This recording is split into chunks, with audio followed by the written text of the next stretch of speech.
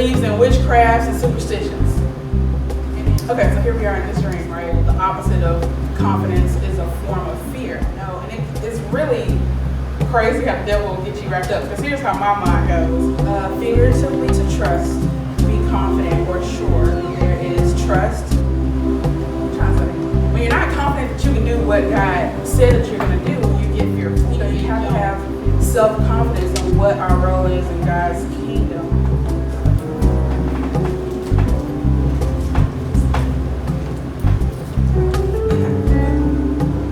Pray. Lord, just thank you for this opportunity to give what you've shown to me and share with others so that it can be of benefit to someone else besides just me. Amen. Amen. Be seated.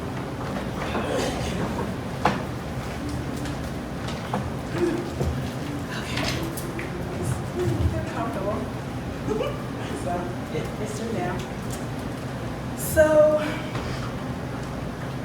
hello. Finally up here. And honestly, I figured this was going to happen. Pretty much everything I've been wanting to say has been said, especially today. Daddy was really nailing it. I was like, well, that's how it works. And so I'm just going to kind of elaborate on some things. And yeah, I have my whole thing written out, so here we go. So the thing that Dad was elaborating on or talking about that I was going to deal with as well was self-confidence. And I actually decided to talk about this like about a month ago. Now it's about a month ago when Pastor Camp was ending one of his messages. He like just kind of real quickly said, we have to, as Christians, be confident in what God's word is, not only what God's word is, but what our role is in life as far as what he says we're supposed to do and able to do. This is what we're able to do in life. We have to be confident that when God has said something that's meant for us, even when a challenge comes up, we have to know that we can conquer it because of who we are in God. And we have to have faith and just do what he said that we can do. And when he had said it, I knew that he was talking about me because I really have to battle with this when it comes to carrying out what God has set my path is. And I'll get a few different thoughts. I'll get thoughts like that I'm not enough, or I'm not enough to fulfill what God has specifically planned out, like me being a prophetess or a minister of his word, or even things that I just like to do. And I know it not only having that lack of self-confidence in pretty much in God doesn't only affect ministry-wise, but I know it affects things of this world too.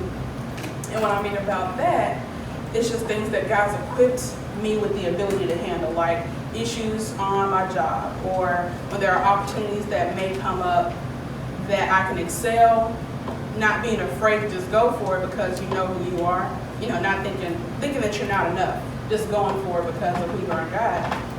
And I found that it's really easy to have faith in God once you've grown in your Christian lifestyle and understand what that looks like. Because you're looking at God's track record, it's like, well, God is the Father. He sent the Son. Of course, he can do these things. But then, for me at least, it takes extra effort to have the same faith or boldness in yourself, or in myself, rather, I'll say. And that's just kind of what I'm expounding on today. So, one thing that I did do is I defined confidence. What it was, I defined it in the Strong's, and I defined it in the 1828. In the Strong's, one of the Strong's definitions, it is figuratively to trust, be confident or sure, be bold, confident, secure, and sure. And then in the 1828, the second definition in there is trust, reliance, applied to one's own abilities or fortune, and belief in one's own competency. So it's pretty safe to say, pretty much like we were talking about in Sunday school, the opposite of confidence is a form of fear. because, when you're not confident that you can do when you're not confident that you can do, or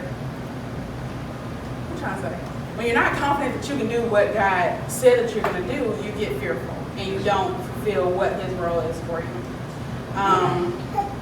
You have to have self-confidence in what our role is in God's kingdom, because it mirrors what we need to do when dealing with people, in our ministry roles, and just day to day. So anyways, the first thing, I'm just pretty much talking a lot about some things I deal with, because I'm sure others have had these types of thoughts and stuff too. So I'm talking about some things that I deal with and ways that I am improving upon those. I guess I can stand up. Anyways, so the first thing that interferes with me keeping my eyes on my role and causes me to lose self-confidence is not feeling like I know enough. And sometimes I get overwhelmed in thinking about all the things that I don't know. And it's really crazy how the devil will get you wrapped up, because here's how my mind goes. It's like, I already don't know a lot. And I know that to know a lot, you have, not know a lot, but to know things about God where you have to study. But then you feel so overwhelmed because there's so much stuff to study that you don't always, that I don't always understand. So I'm like, well, now I don't even want to study, because it's like, I don't know. So that's how my mind goes, or how those thoughts I allow to roll. But I really saw this in, this thinking behind me in a dream that I had a couple years ago now. Okay, so here we are in this dream, right? And it was some people in our church. I don't remember exactly who besides Pastor Camp.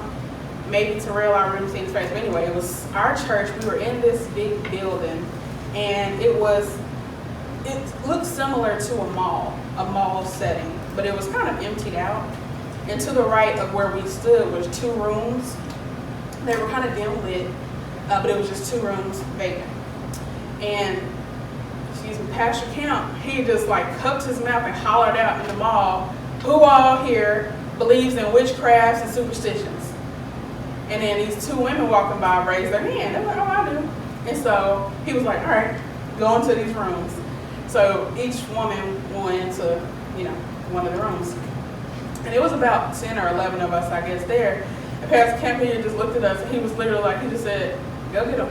And so I remember, the folks in the church kind of split between the 2 rooms. It was about 5 per person. But as soon as he said, "Go get them," I immediately took a step back.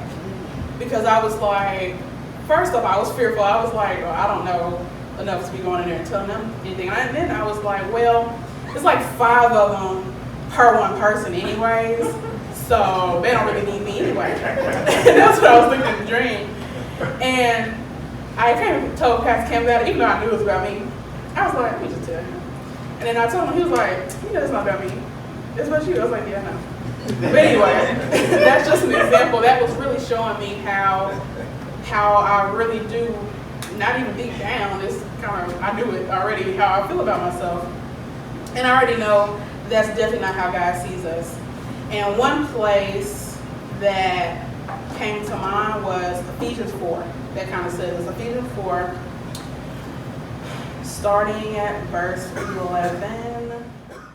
It says, "And he gave some apostles, and some prophets, and some evangelists, and some pastors, and teachers, for the perfecting of the saints, for the work of the ministry, for the edifying of the body of Christ, till we all come in the unity of the faith and of the knowledge of the Son of God, unto a perfect man, unto the measure of the stature of the fullness of Christ, that we henceforth be no more children tossed to and fro, and carried about with every wind of doctrine, by the sleight of men and cunning craftiness, whereby they lie in wait to deceive.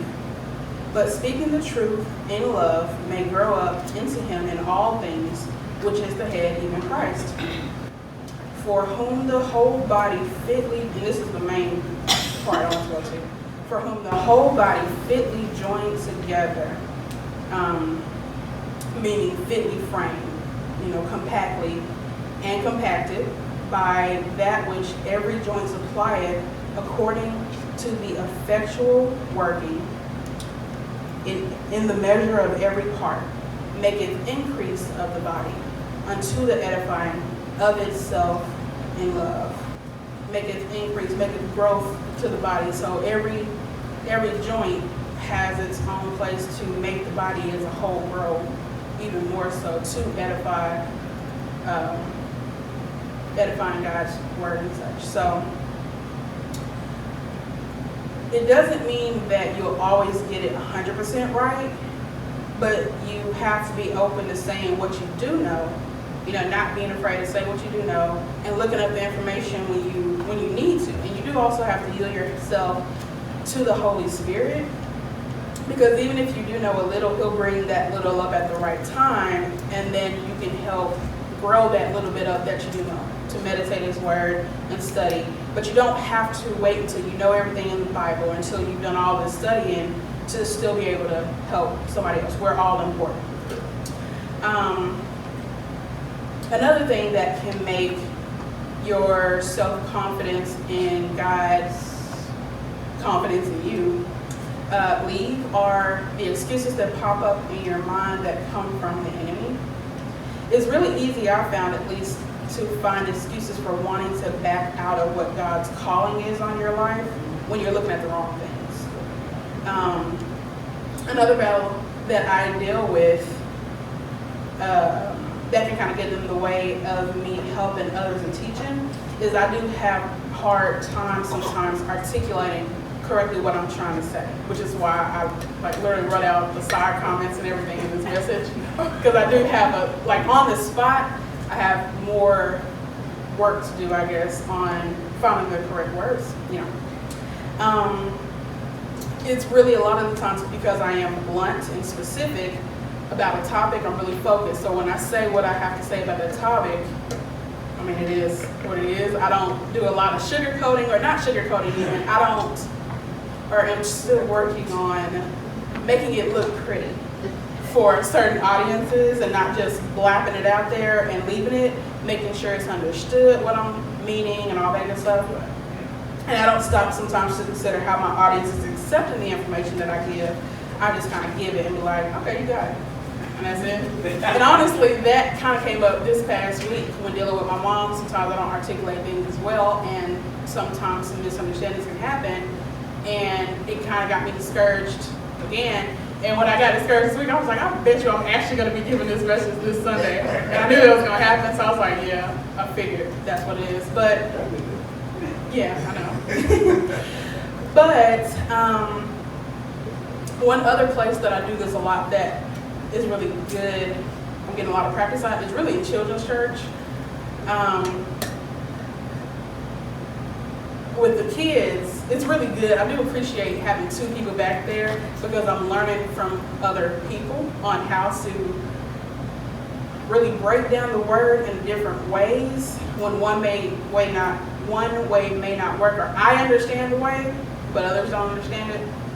It really helps me be not so focused and kind of open up my mind. Like dealing with Angel back there, she's really soft, but she is good at keeping their attention. Heidi is really good at keeping their attention and relating it to their level. Like Alicia's really stern and knows how to be stern and also put it on the kids' level and stuff. So dealing with teaching with the different people in here really does help build your confidence more and teach you new ways of teaching. It makes you be more patient too. Yeah, I just find that kind of is a drawback for me at times where I'm not able to, or people don't understand when I'm trying to articulate something a certain way, but not understanding me fully. And another example has to deal with Alicia and Aubrey.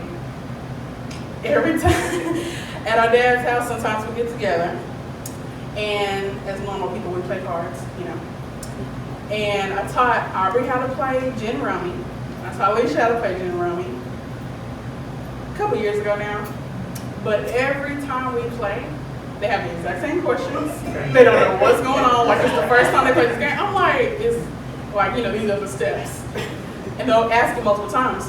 And even though I'm just playing with them in the game, I do kind of see myself getting like, why can't I explain this better? Or why am I getting so impatient while I'm trying to like get this, you know? So it does all come full circle, because I know it leads back to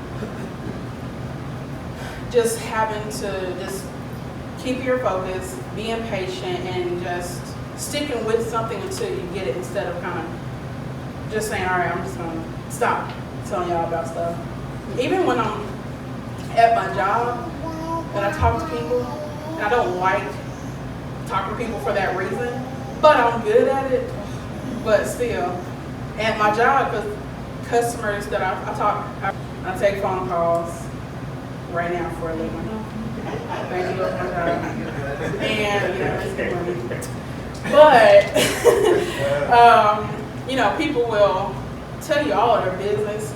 And it's a really great platform for sharing God's word. However, I'm not yet as on the spot as I'd like to be with articulating, like, oh yeah, my daughter just slapped me in the face, and I'm like, oh wow. That's normally my like go-to response for everything. Oh wow.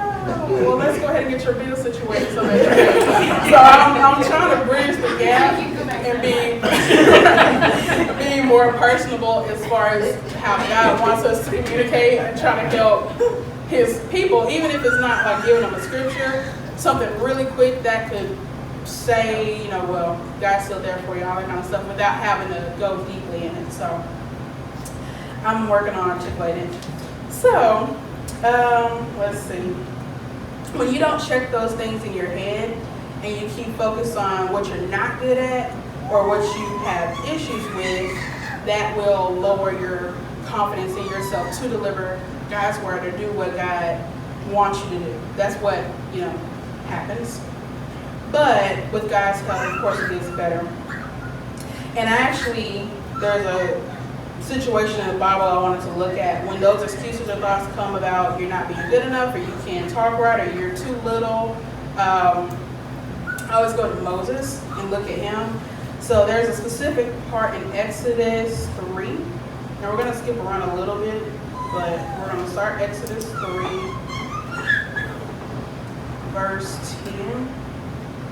Just to kind of set the stage before this. This is where Moses was chilling, you know, saw his lamb or sheep go up, and the burning bush, you know, this is where he saw the bush that was burning, that wasn't burning, and God was talking to him about how he's going to go talk to his people and free them. So starting in verse 10, this is God talking. He says, "Come now therefore, and I will send thee unto Pharaoh, that thou mayest bring forth my people the children of Israel out of Egypt." And Moses said unto God, "Who am I? And who am I, that I should go unto Pharaoh, and that I should bring forth the children of Israel out of Egypt?" And he said, "Certainly I will be with thee. And this shall be a token unto thee that I have sent thee. When thou hast brought forth the people out of Egypt, ye shall serve God upon this mountain." And Moses said unto God, "Behold, when I come unto the children of Israel, and shall say unto them, the God of your fathers hath sent me unto you, and they shall say to me, What is his name? What shall I say unto them?" And God said unto Moses, "I am that I am." See what I'm saying? And he said, "Thus shalt thou say unto the children of Israel, I am hath sent me unto you." Okay, and it goes on here, just God telling them about what you're going to do. If you skip to chapter 4 for me, we're going to start at 1. It says that Moses, after God has told Moses, you know, what you're going to go do here and do, and how they're going to cross boundaries and stuff. And Moses answered and said, "But behold, they will not believe me, nor hearken unto my voice, for they will say, The Lord hath not appeared unto thee." And the Lord said unto him, "What is that in thine hand?" And he said, "A rod." And he said, "Cast it on the ground." And he cast it on the ground, and it became a serpent, and Moses fled from before it. And the Lord said unto Moses, "Put forth thine hand, and take it by the tail. And he put forth his hand and caught it, and it became a rod again, a rod in his hand, that they may believe that the Lord God of their fathers, the God of Abraham, the God of Isaac, and the God of Jacob, hath appeared unto thee. And the Lord said furthermore unto him, Put now thine hand unto thy bosom. And he put his hand into his bosom, and when he took it out, behold, his hand was leprous as snow. And he said, Put thine hand into thy bosom again. And he put his hand into his bosom again, and plucked it out of his bosom, and behold, it was turned again as his other flesh. And it shall come to pass, if they will not believe thee, neither hearken to the voice of the first sign, that they will believe the voice of the latter sign. And it shall come to pass, if they will not believe also these two signs, neither hearken unto thy voice, that thou shalt take of the water of the river and pour it upon the dry land. And the water which thou takest of the river shall become blood upon the dry land. Okay, now, pause right here. So far, Moses has seen at least 3 different miraculous things that God has done. The bush didn't burn up, and his rod turning into a snake, and back again. He's good for reaching out and grabbing that tail. Well, I don't know if I would have so quickly, anyways. And then, true. Go ahead now. Yeah, okay. And then his hand, being leprous and then coming back. So these 3 things, I would like to think if I was talking directly to God and he showed these things just in front of me, I would be like, okay, well, there's nothing I can do, it's whatever. But he needs a little bit more help. So, verse 10, And Moses said unto the Lord, O my Lord, I am not eloquent, neither heretofore, meaning I've never been, nor since thou hast spoken unto thy servant, but I am slow of speech and of a slow tongue. And the Lord said unto him, Who hath made man's mouth? Or who maketh the dumb, or the deaf, or the seeing, or the blind? Have not I the Lord? Now therefore go, and I will be with thy mouth, and teach thee what thou shalt say. Which he does do that. This is the same thing now. So I say if I had seen all these things, like up hand, I would be doing that, but we have to remember these all did happen, and these are recounts. So since it happened and we know it did, it's still the same principle. We should still be able to do it just like this. But then, verse 13, and he said, O my Lord, please send, I pray thee, by the hand of him whom thou wilt send. Send somebody, because I can't talk. Right. And the anger of the Lord was kindled, and rightfully so. He showed himself strong, and you're still doubting yourself, which is doubting God too. It was kindled against Moses, and he said, Is not Aaron the Levite thy brother? I know he can speak well. And also, behold, he cometh forth to meet thee, and when he seeth thee, he will be glad in his heart. And thou shalt speak unto him, and put words in his mouth, and I will be with thy mouth, and with his mouth, and will teach you what he shall do. And just one more verse. And he shall be thy spokesperson unto the people, and he shall be to thee instead of a mouth, and thou shalt be to him instead of God. So God was still merciful and met Moses where he was at the time and supplied him a helping hand with his brother. But still, I don't want to be that person once God has said that I can do something, I'm still having all of those doubts, all of this thing to where, I need some help with this God. Even though he said that I can do it by myself, I need some help with this, or I need some extra assistance. And all it takes to not be like Moses was really is studying the word, having faith, and believing that when God says you can do something, you can do it, no matter what it might seem like or look like. Just having faith that, God, my Father, who did provide so many ways out, he's going to provide this way out too. But, that's obvious.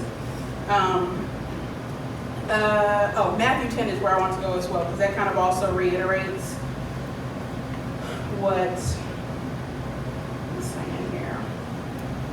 Matthew chapter 10, starting at verse 16. 10:16. 16. 10:16. Matthew 10:16. It says, "Behold," this is Jesus talking to his disciples. "Behold, I send you forth as sheep in the midst of wolves. Be therefore wise as serpents and harmless as doves. But beware of men, for they will deliver you up to the councils, and they will scourge you in their synagogues.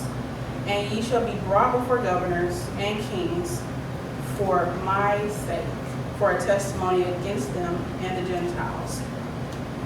But when they deliver you up, take no thought how or what ye shall speak. For it shall be given you in the same hour what ye shall speak. For it is not ye that speak, but the Spirit of your Father which speaketh in you." So yeah, that's just more reassurance that when we study and meditate how we're supposed to and yield ourselves to the Holy Spirit, we don't have to worry about, well, God, I don't know enough, or what am I supposed to say to these people, or how do I respond when folks say crazy stuff. God will help out. He will bring you the words. You just have to be humble and listen to what he's trying to say. Okay, the last thing I wanted to note is that this self-confidence that we're talking about definitely extends just past the ministry. Like I was kind of meaning before, as far as directly us being ministers. We have to keep it in our daily lives as well, knowing that if we do our part, God will do his and more. And not being afraid to do our part, not being scared to do whatever our part is. He keeps his word and he provides for all of his children, not just some of his children. He does provide for all of his children that walk in the path that he says to walk in. And he's made several promises with us that we're rewarded with. And sometimes I do find myself lacking in the confidence that I need that tells me that God can do it for me too. That God can do it for me too.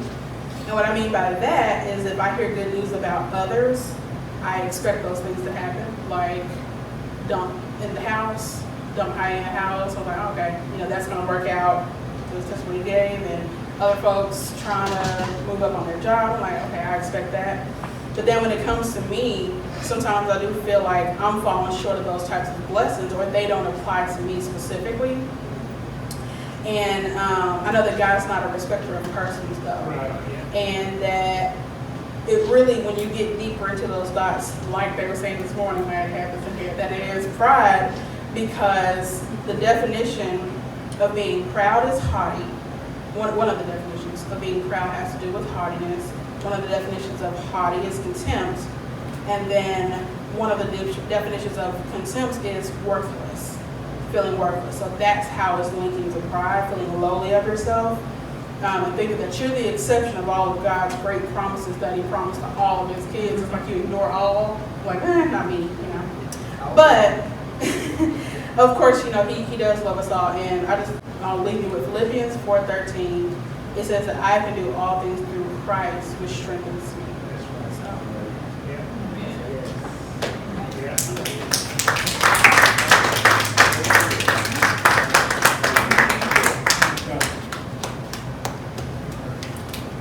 Preach to everybody.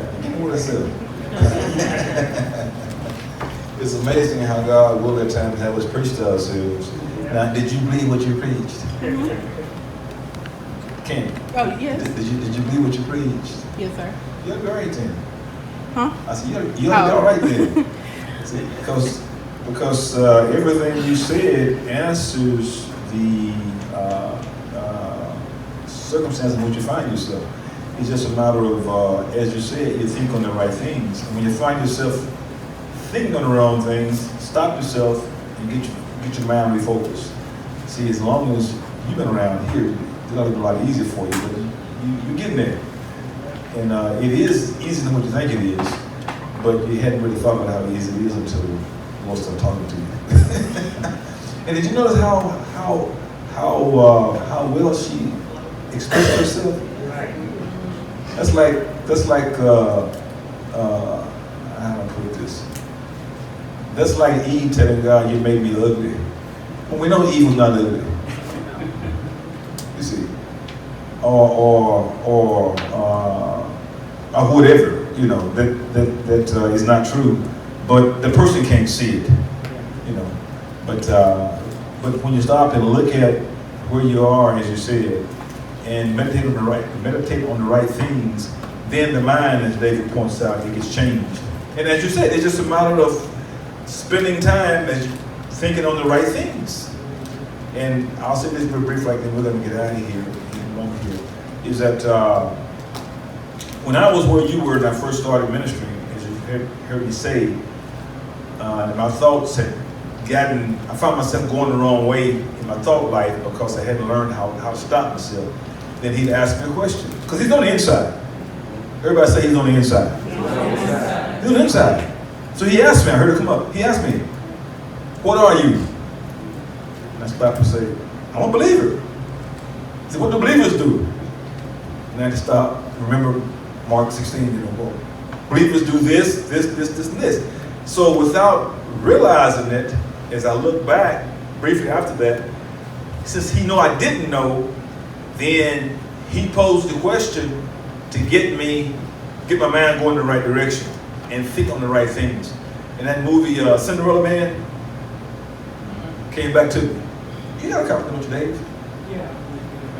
No, you know, do it. I think that was just, you know, if you hadn't seen Cinderella Man lately, you ought to see it again. Because his friend did with him the way God did with me, who's our friend. And that's what he did with you. You know, he's going to ask you certain things. And I'll say this, and then I'll be finished. Now she said initially that fear was the opposite of believing. But as she shared, then she corrected herself. Did y'all catch that? Did y'all catch that?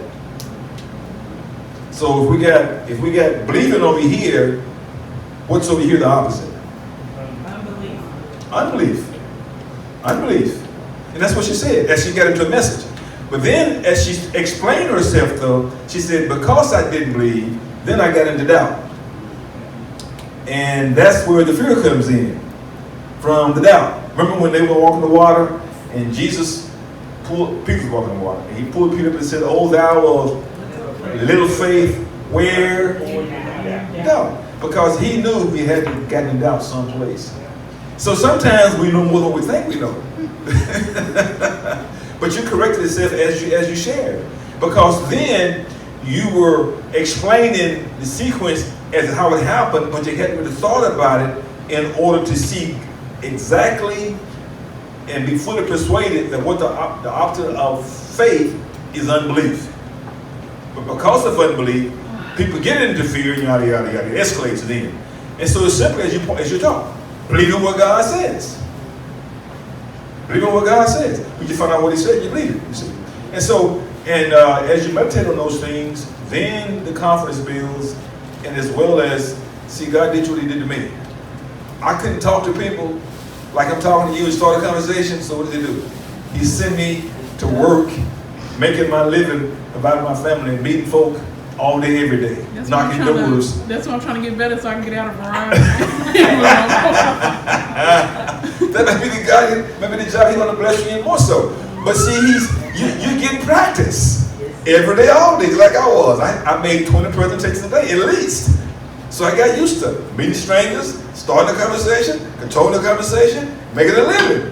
You got to be old hat. Why? Over and over, my mind got renewed and trained to be this way. So now I still do it without even thinking about it. Why? It's who I am. You see. And so here you are making a living and talking to people, and you say you can't talk. And you do well. You do exceptional well. Ain't that right? Amen. Your personality comes forth. I don't know if you thought about, have you ever seen yourself ministering? The times you minister, you go back and look at yourself when they put you on YouTube, I mean on Facebook? Once. Huh? I did once. You need to do more often. Because see, when you listen to yourself and you watch yourself, you see yourself from a vantage point that you don't do otherwise when you're up here, because here you're listening for God to tell you what to say, and you're saying what he says say, and you don't really see who you are until you see yourself when somebody has actually recorded you and listened to you. So when they put this on Facebook or you get to it, look at yourself and relax. I used to say, well, they talk too fast all the time. And then God said, listen to Fred Price. And I see Fred take his time and they get happy or get excited. He talk a little fast. And so but he's being Fred. So God said, relax. Quit being overcritical of yourself. I said overcritical. It's one thing to critique yourself to improve where improvement is needed, as Dave was sharing this morning. On the other hand, when you let something like Toastmasters, that's not the way God wants you to be. Toastmasters got you standing here just so, don't put your hands there, and you just have a whole sort of. I took speech at Hall High, and they got these rules about public speaking that don't pertain to what God wants us to be as ministers. Your best ministers, I found, are people that be themselves and relax and be themselves. If you can't be yourself, you ain't free. If you can't be yourself, you can't minister like you should. You see, and so by all means, be yourself.